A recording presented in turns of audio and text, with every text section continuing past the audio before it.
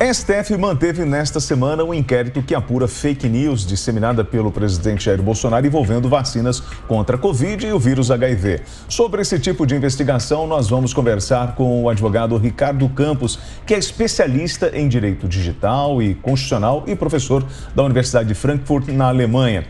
Professor, me tire uma dúvida. Na teoria, o presidente cometeu um crime e pode perder o cargo de presidente sofrendo um impeachment? Primeiramente, obrigado, Mariana, William, pelo convite. É uma honra estar aqui com vocês.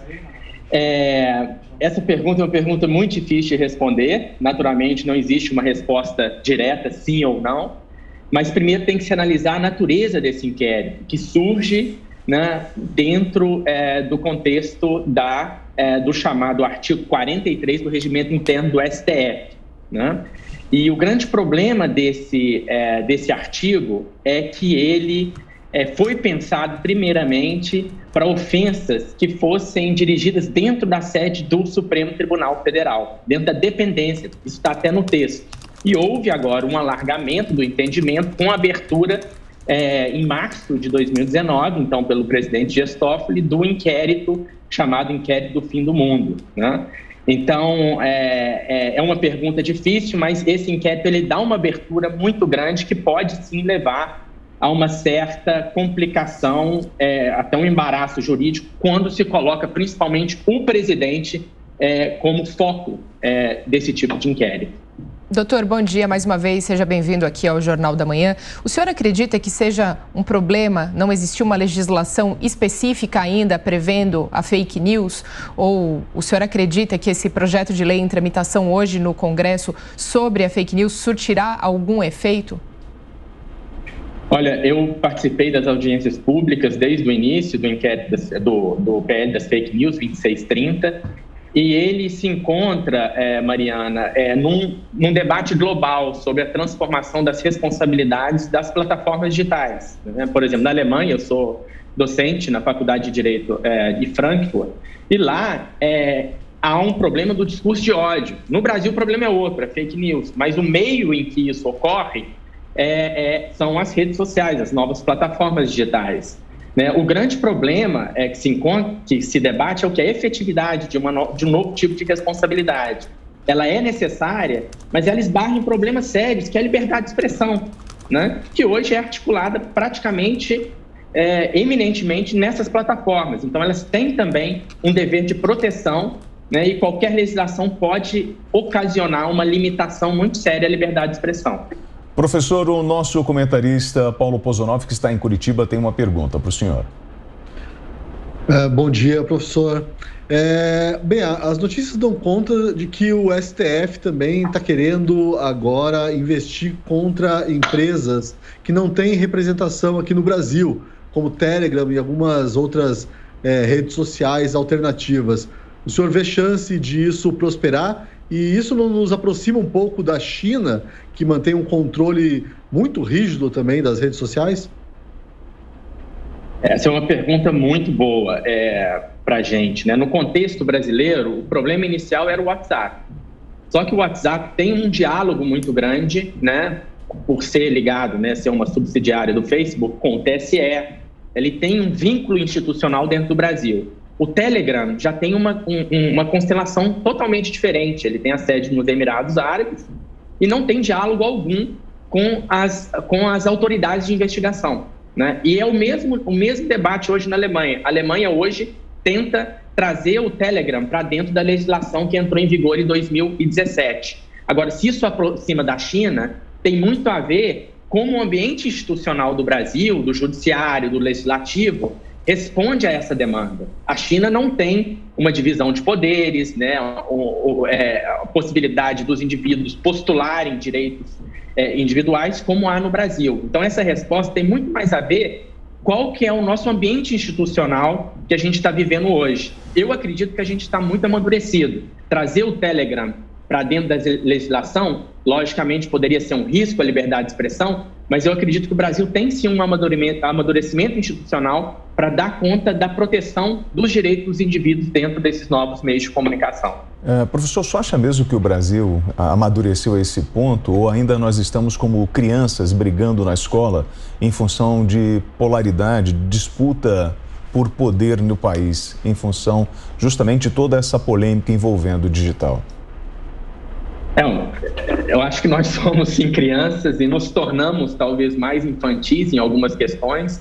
O inquérito das fake news talvez seja um dos grandes exemplos, né? O artigo do Regimento Interno 43, porque em condições normais esse inquérito não poderia ser instaurado, porque o Ministério Público, a autoridade policial, ela tem que ser o pontapé inicial do processo, em todo Estado de Direito. E esse inquérito inverte um pouco essa lógica e torna dispensável essa iniciação independente de um inquérito, né? Esse é o grande problema. Então, a sua pergunta sobre uma infantilização institucional talvez seja expressa no inquérito das fake news, mas que talvez, para o momento, fosse a única forma de defesa do próprio STF contra novos desenvolvimentos e ataques que não mais eram internos, dentro de quatro paredes ou nos corredores, mas ganhou uma dimensão nacional e até transnacional por conta dos meios digitais. Professor, o senhor comentou que, diferente aqui do Brasil, né, o problema na Alemanha é justamente esse discurso de ódio. Como que o país tem tratado essa questão? O senhor conseguiria fazer algum paralelo ou ver alguma luz que nós pudéssemos aproveitar aqui no Brasil? Sim, o primeiro ponto, que é o ponto que eu consegui, de certa forma, influenciar o processo legislativo brasileiro, é que a primeira forma de defesa do indivíduo tem que acontecer na própria plataforma. O indivíduo não precisa ir primeiro ao judiciário.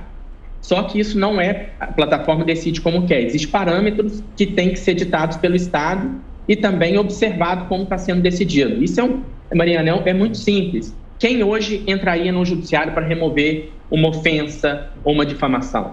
Quem sairia da sua casa, da população, né? Agora, se for um mecanismo simples de clicar e abrir um procedimento e a plataforma ficar sabendo que está ocorrendo uma ilegalidade e olhar para aquilo, talvez a gente gere uma maturidade maior a longo prazo, e esse foi o caminho da Alemanha. Ele primeiro coloca a defesa dentro da própria plataforma, por ser grátis, barata, né, para a população, porque essa é uma questão de acesso à justiça em um novo contexto, e o judiciário fica no segundo plano, decidindo, observando os parâmetros e podendo decidir a qualquer hora.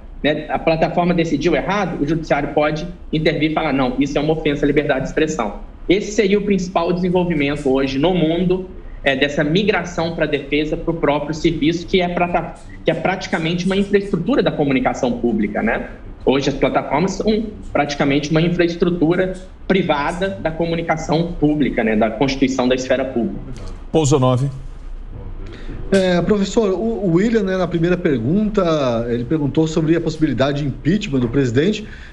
Bem, eu não vejo muita possibilidade de impeachment nesse momento, mas quanto à elegibilidade do presidente Jair Bolsonaro, ele que deve concorrer às eleições em 2022, o senhor acredita que ela corre algum risco por conta desse inquérito aí das fake news? Olha, impeachment realmente não há possibilidade alguma, porque ele é um procedimento constitucional, né, que envolve o Congresso Nacional com a presidência do presidente do Supremo, a vinculação entre o tribunal. É um procedimento jurídico-político, né? Ele tem um pouco de jurídico e 80% de político. Agora, a depender da forma como é conduzido até chegar a uma decisão, talvez poderia sim ter uma influência na questão eleitoral. Mas como o inquérito, ele do ponto de vista jurídico, talvez necessário, talvez não, há aí uma discussão, ele seja um ponto fora da curva, né, vendo em condições normais de pressão e temperatura do direito, ele poderia levar sim a certos embaraços dentro do regimento, né, dentro dos aspectos eleitorais. E isso é um pouco imprevisível do ponto de vista jurídico pela própria constelação do inquérito, né, que foi primeiramente pensado para um caso e hoje foi estendido, né, e não tem muito limite, né, para a atuação, que é a grande crítica ao inquérito, né? Professor, esse apontamento que o senhor trouxe aí, né, de que as pessoas possam fazer dentro da própria plataforma, aqui no Brasil, por exemplo, o senhor acredita que eliminaria esse problema, ou pelo menos essa acusação que acontece hoje por grande parte dos juristas sobre o ativismo político dentro do STF, que afinal criaria-se então uma instância intermediária, né? Isso, essa instância intermediária seria uma forma de democratização do acesso à justiça, né, para os usuários, porque, como eu disse, ninguém entra no judiciário para remover um conteúdo. Agora, o mais importante aqui é que também haveria um aumento de poder das próprias plataformas. Se isso não for realmente, tiver um contorno jurídico muito claro, né, dos parâmetros mínimos que eles devem seguir, né, há um problema, cria-se um outro problema, né? Que se não tiver essas amarras, que a própria plataforma que vai decidir possa ter um poder ainda maior. Mas se a gente pensar por outro lado, isso já é feito de forma privada, intransparente. Quando há, por exemplo, uma remoção de uma conta, você só recebe a notificação. Sua conta foi removida por rejeitar ou infringir os termos e usos do contrato. Então, essa é uma forma de proteção para conservadores e também para pessoas da esquerda, para a população, né? Porque até o momento é feito de forma privada e intransparente. O que esse passo em colocar a plataforma como a primeira instância de um devido processo simplificado, informacional, na verdade, trazer mais luz a como está sendo decidido, por que está sendo decidido e contra quem está sendo decidido. Porque, no momento, é tudo gerido de forma privada, interna, pela própria plataforma, sem direito de defesa. Esse é o grande problema.